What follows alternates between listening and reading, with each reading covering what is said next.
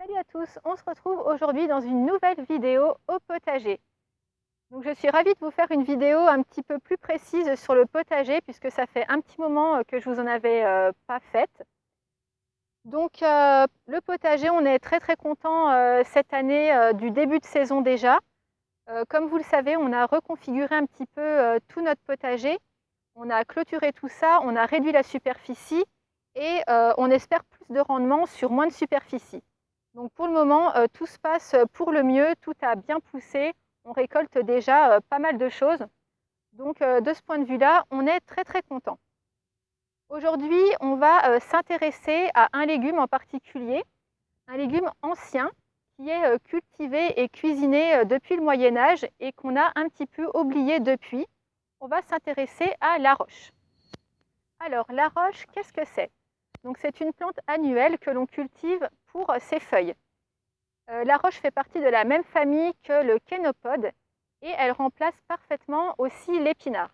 D'ailleurs, pour celui-ci, on ne le cultive plus depuis plusieurs années au profit donc de plantes comme la roche ou d'autres.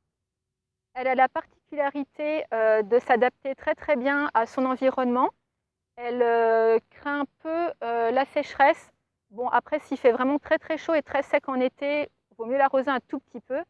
Mais bon, il ne faut pas vraiment s'en occuper.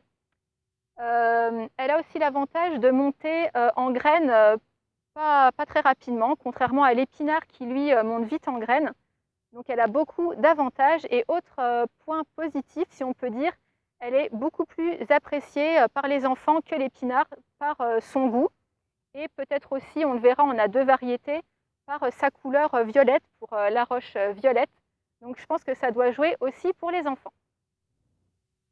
Alors maintenant, on va s'intéresser à la culture de la roche. Donc c'est une plante qui se cultive très facilement et qui pousse assez vite. On préférera faire des semis échelonnés dans le temps. Donc on commencera les semis en mars jusqu'à août-septembre, ce qui permettra d'en récolter régulièrement. Ici, pour la roche qu'on a actuellement, ce sont des plants issus de troc. Pour l'année prochaine, il nous suffit d'attendre que la roche fasse ses graines. On pourra ensuite donc les récolter très facilement pour en avoir pour faire les semis de l'année prochaine. On va passer maintenant à la récolte et à l'utilisation de la roche. Donc on va récolter les feuilles de la roche au fur et à mesure de ses besoins, puisque une fois cueillie et récoltée, elle ne se conserve pas très bien. Par contre, on peut tout à fait la congeler sans problème. Donc on la cuisine à la manière des épinards. Donc on peut la faire sauter à la poêle, on peut la faire en lasagne, on peut la faire en soupe, on peut la faire de diverses façons comme les épinards. Mais de notre côté, comme vous le savez peut-être, on préfère généralement manger nos légumes crus. Et donc on va cueillir les plus jeunes feuilles puisqu'elles sont plus tendres. On peut après évidemment cueillir les feuilles un peu plus vieilles, mais on fera cuire, ça sera plus sympa à manger. Et donc nous, ces jeunes feuilles-là, on va simplement les manger crues dans une salade. Donc on va prendre une salade verte évidemment du jardin et on va l'agrémenter un petit peu donc de nos feuilles d'aroche. On aime bien aussi l'agrémenter avec du chou d'aubenton, du chou kale et de temps à autre, on va mettre aussi quelques feuilles de betterave. Donc ça fait tout de suite une salade pleine de goût et vraiment très bonne avec tous les bienfaits que ça peut apporter. On va passer maintenant à la rubrique santé. Donc comme je vous l'ai dit, la roche est un légume oublié, un légume ancien qui est pourtant cultivé depuis très longtemps. Et il mérite sa place dans nos potagers puisque comme beaucoup de nos légumes, il a beaucoup d'atouts et d'apports pour notre santé. Donc la roche contient du fer, du magnésium, du phosphore et aussi du calcium. Et au niveau du calcium, 100 g d'aroche couvre 2 fois les besoins de calcium qu'on a dans la journée. Donc autant dire qu'elle a énormément de bienfaits.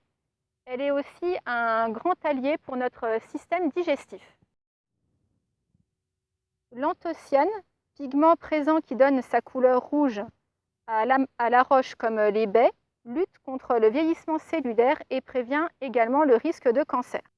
Alors, avant de conclure cette vidéo, je voulais vous faire un petit point limaces, puisque je suppose que la roche peut attirer les limaces. Malgré tout, je ne peux pas trop vous en dire plus, puisque avec la nouvelle configuration du potager, comme on l'a clôturé et que tout l'espace libre autour est dédié à nos canards porcs indiens, eh bien, on a l'avantage que les canards fassent tout le tour du potager plusieurs fois dans la journée et donc s'occupent des potentielles limaces qui pourraient venir s'attaquer à notre arroche et à nos autres légumes. Donc pour l'instant, on est plutôt content de notre système et on n'a pas croisé de limaces pour ce début de saison. Pour en conclure donc sur la roche, donc comme je vous l'ai dit, c'est un légume oublié qui a pourtant grandement sa place dans nos potagers d'aujourd'hui. Donc j'espère qu'à travers cette vidéo, ça vous incitera à la cultiver dans vos potagers et puis en apprécier tout son goût et son apport nutritionnel. Voilà, j'en ai fini pour aujourd'hui et je vous retrouve très bientôt dans une nouvelle vidéo.